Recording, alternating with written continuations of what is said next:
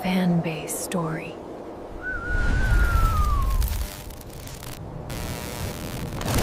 दिसंबर का महीना अपने शबाब पर था। पूस की रातें वैसे भी शरीर को गला देने वाली होती हैं, और इस बार तो ठंड ने पिछले कई सालों का रिकॉर्ड तोड़ दिया था। आसमान में चांद कहीं खो गया था और उसकी जगह घने, सफेद और डरावने कोहरे ने ले ली थी। खेतों में नई नई फसलें उगी थीं। गेहूं की बालियां अब भी हरी थीं और सरसों के फूल बस खिलने ही वाले थे। चारों तरफ हरियाली तो थी, लेकिन रात के अंधेरे और कोहरे की चादर ने उसे एक काले समुद्र में बदल दिया था। हवा की साएं साएं किसी अदृश्य रोते हुए साए की तरह लग रही थी, जो कानों के पास से गुजरते हुए रोंगटे खड़े कर देती थी। घड़ी में रात के 9 बज रहे थे, लेकिन गांव के सन्नाटे को देखकर ऐसा लग रहा था मानो आधी रात बीत चुकी हो। सियार भी आज खामोश थे। शायद ठंड ने उनकी आवाज भी जमा दी थी। पैरों के पत्तों से टपकती ओस की बूंदें ही उस सन्नाटे में घड़ी की टिक टिक जैसी आवाज कर रही थीं। गांव के पश्चिमी छोर पर स्थित खेतों के बीचों बीच एक मचान बना था। उसके नीचे जमीन पर 4 उनके बीच में सुलगती हुई लकड़ियां और उपले थे, जिनसे निकलती नारंगी लपटें ही उस घने अंधेरे में रोशनी का एकमात्र सहारा थीं। फिर भी दिसंबर की बर्फीली हवा उनके कपड़ों को चीरकर शरीर में चुभ रही थी, जैसे हजारों अदृश्य सुइयां एक साथ चुभोई जा रही हों। गजोधर ने अपने दोनों हाथ आग के करीब किए और हथेलियों को रगड़ते हुए एक लंबी सांस ली। उसने सन्नाटे को तोड़ते हुए कहा, भाइयों, कसम से ठंड आज जान ले लेगी। हड्डियां तक अकड़ गई है। ऐसे मौसम में अगर अदरक और इलायची वाली कड़क चाय मिल जाती तो कसम से मजा आ जाता। शरीर में थोड़ी जान तो आती। अरे गजोधर, तूने तो मेरे मुंह की बात छीन ली यार। अभी मैं यही सोच रहा था कि काश घर से एक केतली चाय और आ जाती, पर अब घर जाएगा कौन? इतनी ठंड, यहाँ तक आने की हिम्मत किसी में नहीं है। और सच कहूँ तो इस कोहरे में अकेले जाने में डर भी लग रहा है। चाय वाय तो ठीक है भाइयों, पर आज का मौसम देखो, कोहरा देख रहे हो? हाथ को हाथ नहीं सूझ रहा। आज तो कोहरा इतना गिर रहा है कि अगर कोई जानवर खेत में घुस भी गया तो हमें पता भी नहीं चलेगा। हम खेत की रखवाली करेंगे कैसे? मुझे तो लग रहा है ये कोहरा नहीं, आसमान से कोई मुसीबत उतर रही है। सत्या की बात में दम था। दृश्यता शून्य के बराबर थी। डर का एक हल्का सा साया सबके चेहरों पर मंडराने लगा था। आग की लपटें भी कोहरे के भारीपन से दबती हुई महसूस हो रही थीं। तभी बोला, जो अब तक चुपचाप आग की लपटों को घूर रहा था, गंभीर आवाज में बोला, सत्या तू नादान है। अगर कोहरा नहीं गिरेगा तो खेत की फसलें भी नहीं होंगी। ये ठंड, ये ओस, ये कोहरा, ये सब खेत के लिए कोहिनूर है। इसी से गेहूं में दाना पड़ेगा। ये कोहरा हमारा दुश्मन नहीं, हमारा अन्नदाता है। बोला की बात सुनकर सब चुप हो गए। उसकी बातों में अनुभव था, लेकिन आज का कोहरा कुछ अलग था। वह सिर्फ मौसम नहीं लग रहा था, उसमें एक अजीब सा भारीपन था। एक ऐसी खामोशी थी जो तूफान से पहले आती है। ऐसा लग रहा था मानो हवा ने सांस लेना बंद कर दिया हो। बातें चल ही रही थीं कि अचानक सूखे पत्तों के चरमराने की आवाज आई। खर्र खर्र, जैसे कोई भारी कदमों से सूखी टहनियों को रौंद रहा हो। चारों एकदम सतर्क हो गए। रमेश ने टॉर्च, जो कि दरअसल एक पुरानी बैटरी वाली लालटेन थी, उठाई और उस दिशा में रोशनी फेंकी। रोशनी कोहरे की दीवार से टकराकर वापस आ गई। बहुत दूर तक नहीं जा सकी, लेकिन उस धुंधली पीली रोशनी में उन्हें एक आकृति दिखाई दी। एक बड़ा हट्टा कट्टा बैल खेत की मेर पर खड़ा था। उसकी आंखें टॉर्च की रोशनी में वह बिल्कुल स्थिर था, किसी पत्थर की मूर्ति की तरह। उसकी त्वचा इतनी काली थी कि वह रात के अंधेरे का ही हिस्सा लग रहा था।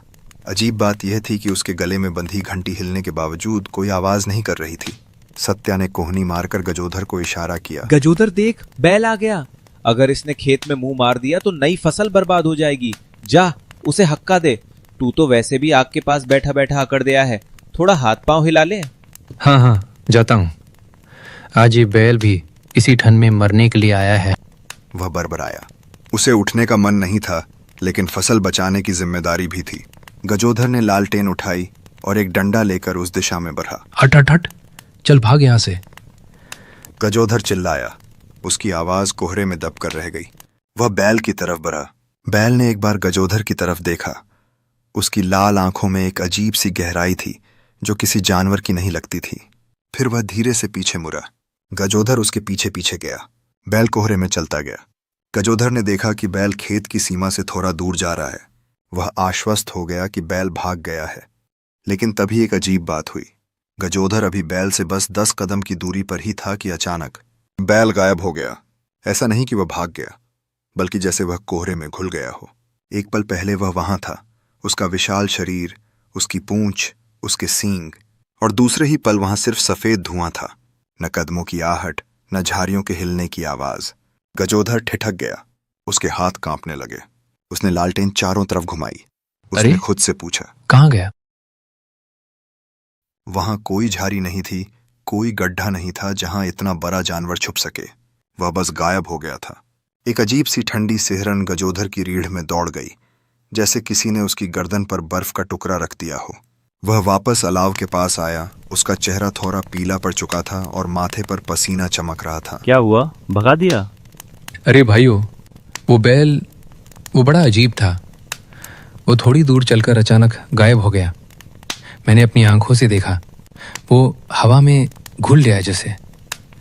मुझे तो ये जगह ठीक नहीं लग रही।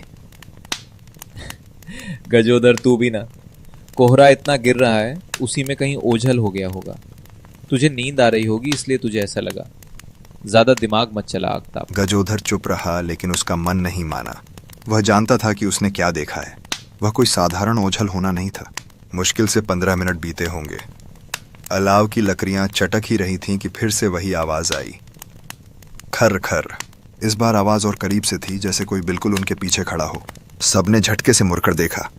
वही बैल, वही कदकाठी, वही चमकती हुई अंगारों जैसी आंखें। वह ठीक उसी जगह खड़ा था जहां वह पहली बार दिखा था, मानो वह कहीं गया ही ना हो। उसकी नाक से निकलती भाप साफ दिख रही थी। गजोधर का गला सूख गया। उसने सत्या की तरफ देखा। देख, वो फिर आ गया। मैंने कहा था ना, वो अजीब है। ये कोई आम जानवर नहीं है। अब तू जा सत्या, मेरी हिम्मत नहीं है उस तरफ जाने की। सत्या ने अपनी मूंछों पर ताव दिया। हालांकि अंदर से वह भी थोड़ा घबरा गया था। डरपोक कहीं के, हट, मैं जाता हूँ, अभी भगा कर आता हूँ उसे। तुम लोगों को तो हर चीज में भूत दिखता है। सत्या डंडा लेकर उठा। वह गुस्से में था कि ठंड में उसे उठना पड़ीड था और अपनी डर को गुस्से के पीछे छिपा रहा था। हट, निकल यहाँ से। आज तेरी शावत आई है क्या? वह जोर से चिल्लाया और बैल की तरफ दौड़ा। बैल फिर उसी तरह मुड़ा और धीरे धीरे कोहरे में चलने लगा। उसकी चाल में एक अजीब सा लय था, न तेज न धीमा। सत्या उसके पीछे पीछे गया। वह देखना चाहता था कि यह बैल जाता कहाँ है। बैल खेत की पगडंडी पर चला और फिर शू, सत्या की आंखों के सामने जैसे कोई जादू हुआ हो। बैल का पिछला हिस्सा धुंधला हुआ और फिर पूरा शरीर कोहरे के बादलों में विलीन हो गया, जैसे धुआं धुएं में मिल जाता है। सत्या वहीं जम गया। उसने अपने डंडे से उस जगह हवा में वार किया जहां बैल होना चाहिए था, लेकिन डंडा खाली हवा में लहराया। वहां की जमीन पर खुरों के ताजे निशान भी एकाएक गायब हो गए थे। सत्या के पसीने छूट गए, बावजूद इसके कि ठंड कड़ाके की थी। उसका दिल हथौरे की तरह धड़क रहा था। वह उल्टे पैर भागा और गिरते पड़ते दोस्तों के पास आया। उसकी सांस फूल रही थी और चेहरा सफेद बीड़ी डीडे गया था। क्या हुआ सत्या, भूत देख लिया क्या? इतना क्यों हाँप रहा है? बोला ने मजाक किया, पर उसकी आवाज में भी कंपन था। सत्या ने कांपती आवाज में कहा, भोला, गजोदर सही कह रहा था। वो बैल सच में कुछ दूर चलकर गायब हो गया। मैंने अपनी आंखों से देखा। वो किसी आम जानवर की तरह नहीं भागा, वो मिट गया, जैसे उसे कोहरा निगल गया हो। वहां कुछ तो गड़बड़ है भाइयों। भोला को अब थोड़ा गुस्सा आया, शायद अपने डर को दबाने के लिए। सत्या, तू भी बेवकूफ है क्या? गजोधर तो था ही, अब तू भी शुरू हो गया। वो कोहरे में ओझल हो गया होगा, इसमें चौंकने वाली बात कौन सी है? जानवरों का रंग कोहरे जैसा हो तो वो नहीं दिखते। तुम लोग खामखा माहौल खराब कर रहे हो। लेकिन माहौल अब बदल चुका था। अलाव की गर्मी अब उन्हें सुकून नहीं दे रही थी। हवा में एक अजीब सी बू आने लगी थी, जैसे पुरानी गीली लकड़ी और कस्तूरी की गंध हो। एक अनजाना डर उनके घेरे में बैठ चुका था। वे चारों अब एक दूसरे के और करीब खिसक आए थे। लगभग आधे घंटे की भारी और बोझिल खामोशी के बाद जब उन्हें लगा कि अब शायद बला टल गई है, वह बैल तीसरी बार प्रकट हुआ। इस बार वह और भी करीब था, मचान से बमुश्किल 10 कदम दूर। उसकी सांसों की आवाज तेज फुंफकार साफ सुनाई दे रही थी। उसकी आंखों की चमक अब और भी तीखी हो गई थी, जैसे वह सीधे उनकी आत्मा में झांक रहा हो। गजोधर का गला पूरी तरह सूख गया। उसने पानी पीने की कोशिश की, पर हाथ कांप रहे थे। कितना ढीठ बैल है ये। जितनी बार भगाओ उतनी बार आ जाता है, पर हर बार गायब हो जाता है। ये हमें बुला रहा है, अपने पीछे बुला रहा है। भाइयों, अब मैं नहीं जाऊंगा, मुझे डर लग रहा है। ये कोई साधारण बैल नहीं है, ये यमराज का भैंसा लग रहा है। रमेश, जो अब तक सबसे तर्कसंगत बात कर रहा था, उसने भी डंडा कसकर पकड़ लिया। उसका चेहरा गंभीर था। अकेले जाना ठीक नहीं है, खतरा हो सकता है। चलो सब मिलकर देखते हैं। आज इसका खेल खत्म करके ही दम लेंगे, या पता करेंगे कि माजरा क्या है। हाँ चलो, चारों तरफ से घेरते हैं उसे, देखते हैं कहाँ गायब होता है। चारों दोस्त हाथों में लाठियां और लालटेन लिए एक साथ उस बैल की तरफ बढ़े। उनके कदमों की आहट के अलावा वहां कोई और शोर नहीं था, यहां तक कि हवा भी रुक गई थी। जैसे ही वे बैल के पास पहुंचे, बैल ने उन्हें देखा। उसकी आंखों में एक अजीब सी उदासी और गुस्सा था, जैसे वह सदियों से किसी चीज का इंतजार कर रहा हो। बैल मुड़ा और चलने लगा। यही रुको, देखते हैं वो कहाँ जा रहा है। और ठीक वैसा ही हुआ। बैल कुछ दूर चला, उसकी रूपरेखा धुंधली हुई। कोहरे ने उसे चारों ओर से घेरा और देखते ही देखते वह शून्यता में समा गया। लेकिन इस बार कहानी यहीं खत्म नहीं हुई। जैसे ही बैल गायब हुआ, सन्नाटे को चीरती हुई एक भयानक, रूह कंपा देने वाली दहाड़ गूंजी। वह किसी जानवर की आवाज नहीं थी, वह किसी इंसान के गुस्से से भरी चीख थी, जो पाताल लोक की गहराइयों से आ रही हो। चले जाओ, मेरे खेत से चले जाओ, वरना जान से जाओगे। वह आवाज इतनी भारी और गूंजती हुई थी कि चारों दोस्तों के कान सुन्न हो गए। जमीन उनके पैरों के नीचे थर्रा गई। हवा अचानक और ठंडी हो गई, इतनी ठंडी कि उनकी रूह कांप गई और लालटेन की लौ फरफराकर बुझने ही वाली थी। चारों दोस्त डर के मारे एक दूसरे से चिपक गए। उनके दांत किटकिटा रहे थे। भोला, जो सबसे निडर माना जाता था, उसने हिम्मत जुटाकर पूछा, कौन हो तुम? सामने आओ। गांव का कोई इंसान हो तो मजाक बंद करो, हम डरने वाले नहीं हैं। हम चार हैं और तुम अकेले। भोला की आवाज कांप रही थी, लेकिन उसने अपनी बात पूरी की। जवाब में कोहरे में एक हलचल हुई। तभी कोहरे के बीच से, जहां बैल गायब हुआ था, एक आकृति उभरने लगी। यह बैल नहीं था, यही एक इंसान का साया था, जो धीरे धीरे ठोस होता जा रहा था। साया साफ हुआ। उनके सामने एक बुजुर्ग व्यक्ति खड़ा था, लेकिन वह सामान्य नहीं था। उसका शरीर हवा में थोड़ा ऊपर था। उसके पैर जमीन को नहीं छू रहे थे, बल्कि कोहरे पर तैर रहे थे। उसने पुराने जमाने के कपड़े पहने थे, एक सफेद धोती, रेशमी कुर्ता जिस पर सोने के तारों का काम था, और सिर पर एक राजसी पगड़ी। उसके हाथ में एक मोटी लाठी थी, जिसमें चांदी की मूठ लगी थी, जो अंधेरे में चमक रही थी। उसकी आंखें लाल थीं, बिल्कुल उस बैल की तरह, और चेहरा गुस्से से तमतमाया हुआ था। चारों का शरीर जम गया। उनके हाथ से लाठियां छूटकर गिर गईं। ऐसा दृश्य उन्होंने अपनी पूरी जिंदगी में नहीं देखा था। रमेश ने बड़ी मुश्किल से अपने सूखे हलक से आवाज निकाली, तुम कौन हो? मैं इस गांव का जमींदार हूं, ठाकुर विक्रम सिंह। 100 साल पहले ये खेत मेरा था, ये गांव, ये मिट्टी सब मेरा था। मैं अपनी जान से ज्यादा अपनी जमीन और अपने इस बैल मोती को चाहता था। अकाल पड़ा, भयंकर सूखा, लोग बूंद बूंद को तरस गए, सब मर गए, मेरे बच्चे, मेरी पत्नी। लेकिन मैंने अपनी जमीन नहीं छोड़ी। अपनी आखिरी सांस तक मैंने इस खेत की रक्षा की। और आज तुम कल के आए छोकरे, तुमने मेरे मोती को, मेरे बैल को खाने से रोका, उसे डराया, उसे भगाया। जमींदार की रूह का गुस्सा 7वें आसमान पर था। कोहरा उनके चारों ओर चक्रवात की तरह घूमने लगा। पत्तियां और धूल उड़ने लगीं। ऐसा लग रहा था जैसे प्रकृति भी उस रूह के गुस्से से डर रही है। ये खेत आज भी मेरा है।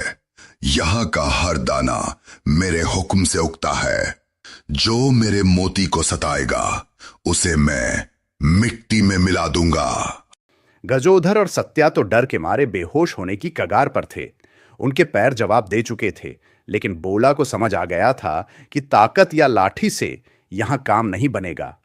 यह मामला इंसानों का नहीं, रूहों का है, और रूहें जज्बात समझती हैं। भोला ने तुरंत अपने हाथ जोड़ लिए। उसने कांपती और रुआंसी आवाज में कहा। माफ कीजिएगा मुखिया जी, सरकार हमें नहीं पता था, अनजाने में भूल हो गई। हमें लगा कोई आवारा जानवर हमारी मेहनत की फसल खराब कर रहा है। हुजूर, हम तो गरीब किसान हैं, दिन रात मिट्टी में खटते हैं। हम बस खेत की रखवाली कर रहे थे। हम और हमारे बच्चे, हम सब यही अनाज खाकर अपना जीवन गुजारते हैं। अगर फसल नहीं होगी तो हम भूखे मर जाएंगे। आपने भी तो अकाल देखा है सरकार, आप हमारा दर्द समझते होंगे। भूख क्या होती है आपसे बेहतर कौन जानेगा। हमें माफ कर दीजिए, हम आपके मोती को कभी नहीं सताएंगे। आज के बाद मोती पूरे खेत में कहीं भी चरे, हम सिर नहीं उठाएंगे। भोला की बातों में सच्चाई और दर्द था। उसके आंसुओं ने जमींदार के दिल तक रास्ता बना लिया। जमींदार की रूह, जो गुस्से से जल रही थी, थोड़ी शांत हुई। कोहरे का बवंडर थम गया। उसने भोला की आंखों में देखा। शायद उसे अपने पुराने दिन याद आ गए, जब वह अपनी प्रजा का ख्याल रखता था, जब लोग उसके पास ऐसे ही फरियाद लेकर आते थे। जाओ, अपनी मेहनत की कमाई खाओ। किसान का पसीना अनमोल होता है, लेकिन याद रखना, ये जमीन उधार की है। उसका सम्मान करना और मेरे मोती का ख्याल रखना।